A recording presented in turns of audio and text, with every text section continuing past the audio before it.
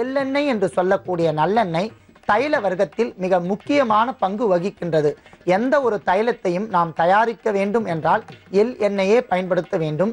தேகத்திற்கு அழகு மற்றும் வன்மையை தரும், கண்களுக்கு குளிர்ச்சியை தரும், தேகத்தில் உள்ள அத்தனை குற்றங்களையும் நீக்கிவிடும், இதயத்தை சரி செய்யும், இதயத்துள்ள அடைப்புகளை நீங்கிவிடும். நல்லெண்ணெயை கொண்டு நாம் தைலமாக காய்ச்சி தலைமுழுகி வந்தோமானால் அத்தனை கண்ணாறு நோய்களும் கண்களில் உள்ள குற்றங்களும் நீக்கும், கண் அழுக்கை சரி செய்யும், கண் எரிச்சல், கண் பொங்குதல், கண் படலம் போன்ற அத்தனை நோய்களும் நீங்கிவிடும். அற்புதமான ஒரு பொருள் எண்ணெய், நல்லெண்ணெய். அதையும் நாம் எடுத்துக்கொள்ளலாம். அடுத்ததாக உளுந்து. உளுந்து ஒரு அற்புதமான பெண்களுக்கும் ஆண்களுக்கும் பல்வேறு வகையான இடுப்பு நோய்களை சரி செய்யக்கூடிய அற்புதமான ஒரு பொருள். உளுந்து மாவை கொண்டு இனிப்பு செய்யலாம், உளுந்தை கொண்டு வடை செய்து சாப்பிடலாம். உளுந்திலிருந்து கிடைக்கக்கூடிய எண்ணெயை உளுந்து தைலம் என்று சித்த மருத்துவ கடைகளில் இப்போது விற்க ஆரம்பித்திருக்கிறார்கள். அந்த அளவிற்கு இந்த தைலத்திற்கு வலிகளை போக்கக்கூடிய அற்புதமான பொருள். இடுப்பு பகுதியை சரி செய்யக்கூடிய மகத்துவம் மற்றும் மருத்துவ குணம் இருப்பதால் உளுந்தையும் நாம் எடுத்துக்கொள்ளலாம். இப்பொழுது அதன் செய்முறையை இப்பொழுது நாம் பார்க்க போகின்றோம். அதற்காக முதலாவதாக நாம் காய்ந்த தென்னம்பூக்களை இளம் வறுப்பாக எண்ணெய் விடாமல் வறுக்க வேண்டும்.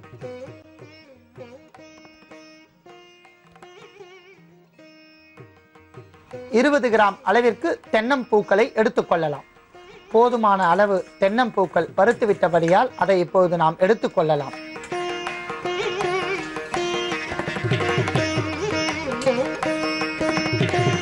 அன்பான நேயர்களே, தென்னம்பூக்களை தீயும்படி வறுக்கக்கூடாது, இளம் பொன்னிறமாக வறுத்து கொண்டால் போதுமானது.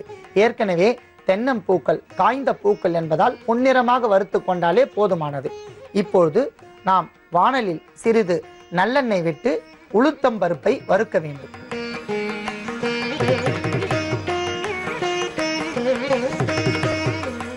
ஒரு டேபிள் டீஸ்பூன் அளவிற்கு உளுத்தம் பருப்பு போதுமானது.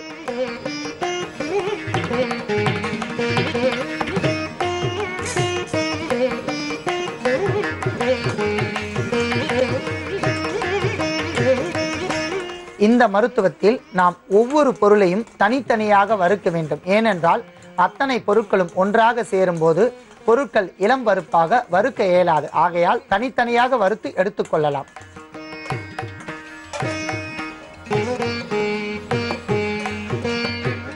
ஏற்கனவே எண்ணெய் விட்ட வாணல் என்பதால் அதில் எண்ணெய் பசை இருக்கும் என்பதால் நாம் மேலும் எண்ணெய் விடாமல் அதற்காக சீரகத்தை ஒரு டேபிள் டீஸ்பூன் அளவிற்கு போட்டு வறுத்து கொள்ளலாம்.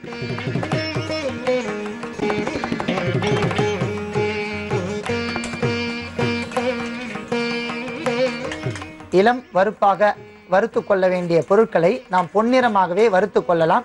இப்போது சீரகம் பொன்னிறமாக ஆகிவிட்டபடியால் அதை நாம் எடுத்துக்கொள்ளலாம்.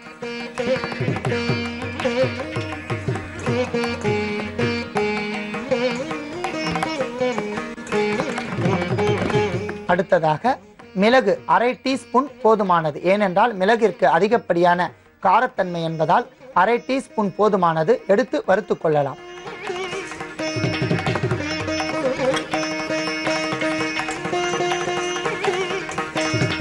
மிளகும் பொன்னிறமாக வறுத்து விட்டபடியால் இப்போது மிளகையும் எடுத்துக்கொள்ளலாம்.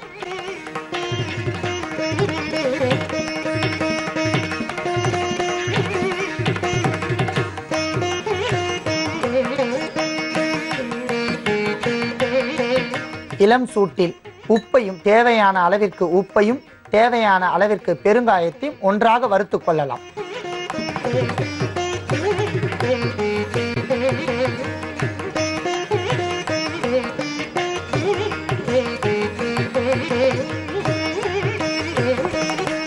பெருங்காயமும் உப்பும் வறுத்து விட்டபடியால் இப்போது அதையும் நாம் எடுத்துக்கொள்ளலாம்.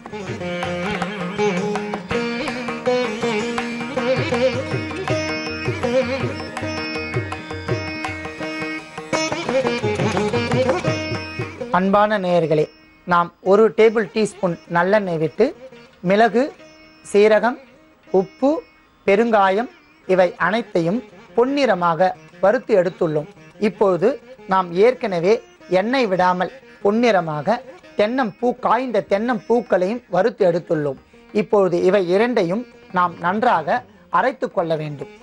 அன்பான நேயர்களே, நாம் காய்ந்த எண்ணெய் விடாமல் வறுத்த தென்னம்பூ மற்றும் நல்லெண்ணெய் விட்டு வறுத்த சீரகம், மிளகு, பெருங்காயம், உப்புத்தூள் அத்தனையும் சேர்த்து அரைத்த ஒரு கலவை, தூளாக செய்த கலவையை இப்போது எடுத்துள்ளோம். வயது வந்த பெண்கள் மட்டும் ஒரு மண்டலம் நண்பகல் வேளையில் ஒரு அளவு டேபிள் டீஸ்பூன் அளவிற்கு எடுத்துக்கொண்டு இதனுடன் அதே சம அளவு ஒரு டேபிள் டீஸ்பூன் அளவிற்கு பசுனை சேர்த்து ஒரு மண்டலம் 48 தினங்கள் நண்பகல் வேளையில் அவர்கள் சாதத்தோடு பிசைந்து சாப்பிட்டு வந்தார்களானால் அவர்களுக்கு இரத்த பித்தம் மற்றும் பெரும்பாடு, வெள்ளைப்படுதல்